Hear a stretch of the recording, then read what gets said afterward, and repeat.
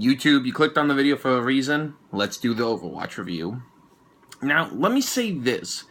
Overwatch is a game that is very well done. Very well done.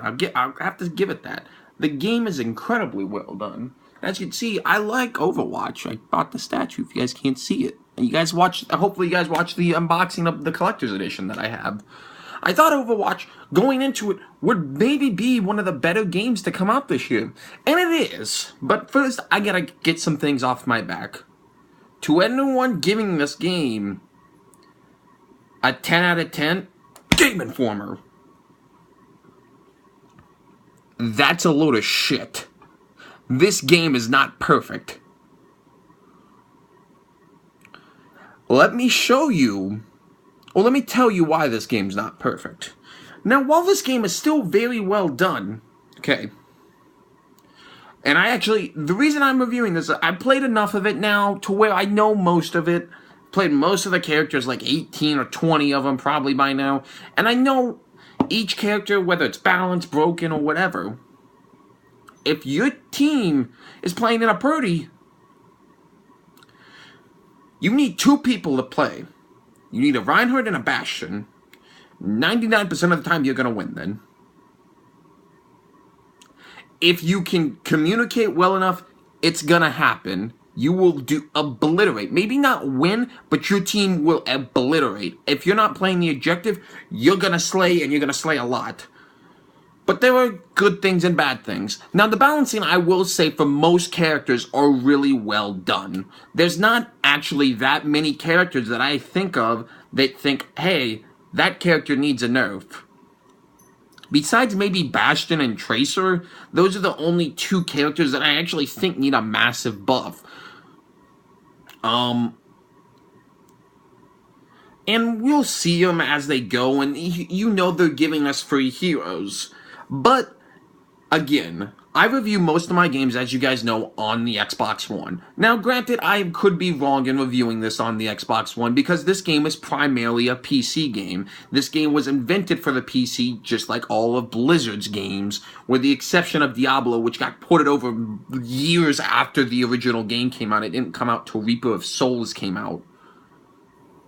Or just got announced, basically, so...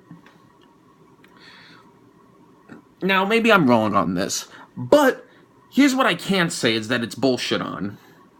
It is bullshit for Xbox One and PS4 owners to have to pay $60 for the digital version, okay? Let's just say people buy this game digital. Okay, whatever. Whatever. Fine, if you pay the disc, you get this, you have to pay $60. I get it. Costs have to be done for the case, for the disc, all this other stuff, shipping, all that other stuff have to be paid for. That's why you gotta do it. But for the digital price, to make it $40 PC, $40, and $60 on Xbox One and PS4, I'm going to give you that. That's bullshit. And it's bullshit not a lot of people will get. But I have played consoles for a while. I play consoles. I would grab my PS4 controller, but it's too far out. I play consoles a lot. I prefer them. Reason I prefer them? Because there's not a lot of stuff you have to do. Just like this thing. Oh, I can't even show it. Okay, that's my gaming PC. It's a very nice PC. It's a grand PC. But you know what pisses me off about it? No matter what, when I put a game in that thing, it's gonna work the way it was meant to work. Whether it's a piece of shit or an amazing game, it's gonna work. Whether I put it in my 360, whether I put it in the Xbox One, whether I put it in my Wii, I don't know why I still have one. Whether I put it in the PlayStation 3, whether I put it in the PlayStation 4, I know it's gonna work. With a PC, I have to make sure, are the graphics good? Is my fucking RAM good? All this other shit that I don't want to know. I just want to play the game. Now I'm getting off a rant here. But still, to my point, it's bullshit for someone to pay $60 for the Xbox One and $40 on PC. That is ridiculous, Blizzard, and you've already been knocked a point off just because of that. Alright, Another reason this game isn't perfect. No single player campaign. $60, I expect a fucking single player campaign, which you didn't include. Now, while I say this, not every single player, it's not the be and end all. While I do prefer a single player, there needs to be some form of it. Rainbow Six Siege has their operations. Titanfall even has a little shitty one. It's a shitty campaign, but at least it's something. It's all dived into the lore, and I get it. Lore is how Blizzard tells throughout the majority of their games. But it's ridiculous not to have some form of a single-player component. And while the fanboys of Blizzard are typing in their chat right now to tell me that I'm fucking stupid, I'm ignorant for buying a Blizzard game on not a PC when I own one that can run Overwatch, all that shit. It's ridiculous not to at least treat everyone equally.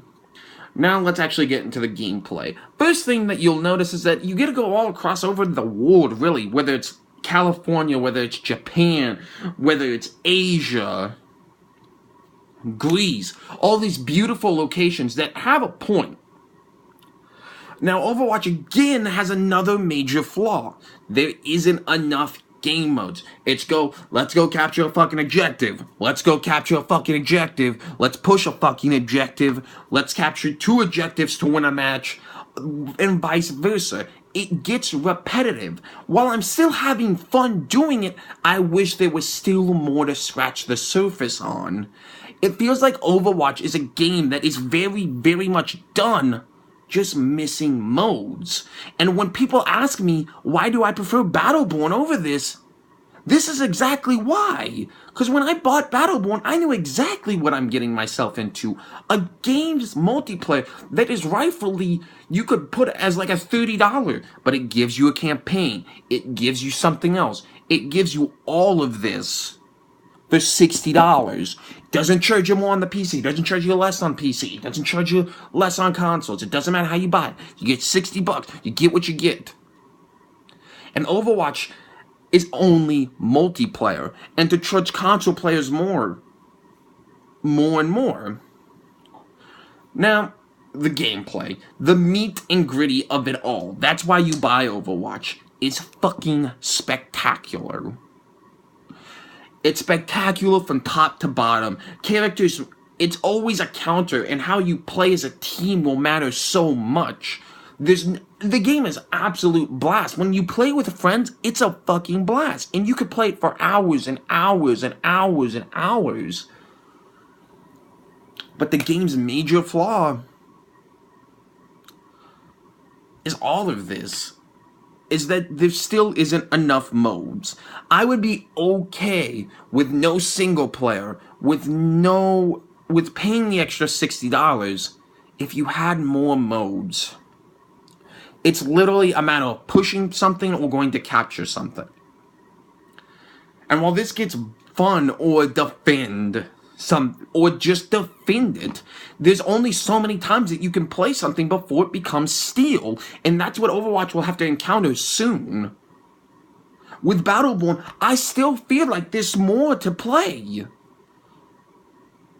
It's still different every time I play Overwatch and Battleborn, and these gameplay is fantastic, which I imagine more people will try to crack into this genre. But with Overwatch being the juggernaut that it is, its gameplay is top fucking notch, and arguably better than Battleborn. Like I said in my Overwatch versus Battleborn video, Overwatch's gameplay is fucking incredible.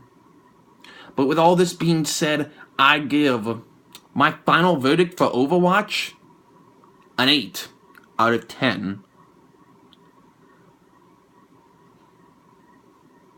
Overwatch is what it is. It's definitely a game that you paid what you get for. I easily see people getting their $60 or $40 or whatever you played out of it. The game is fun no matter how you play it. But it does suffer from no single player mode and a lack of modes for what it has in the multiplayer realm. Its characters are fun and invigorating, each one feeling different, no character ever feeling the same. The game does what it does right, but it also shits the bed majorly on what it got wrong. I hope you guys understand my review. Overwatch is still a fucking fantastic game, and I highly encourage you to go get it. I don't feel robbed for this statue. You can see it right there. I don't feel bad paying $130 for this game, because even then you can probably still get your fun out of it. The game does what it does right. And it does it fucking incredible. And you still have to commend it on that. But this game is no 9.5 what IGN gave it. It's no 10 what Game Informer gave it. This game needs stuff added. And if you give this perfect rating, they won't add anything besides new heroes. We need new modes desperately. We need more maps. I won't even say we need more maps desperately. More maps would be nice. But we need more modes and more content for Overwatch to sustain its life cycle. And with Blizzard, there probably won't be an Overwatch 2 for years and years to come. They'll continue to support Overwatch. So, with that being said, guys, that's going to be the end of the video. Hopefully you guys enjoyed. Remember to like, favorite, share, comment. Most importantly, subscribe for brand new content here on the channel. And guys, more content coming soon. I might even make another video directly after this of my Homefront The Revolution review. So, hopefully you guys enjoyed. Peace out, guys. See you in the next video. Bye. Boom. Fucked it up.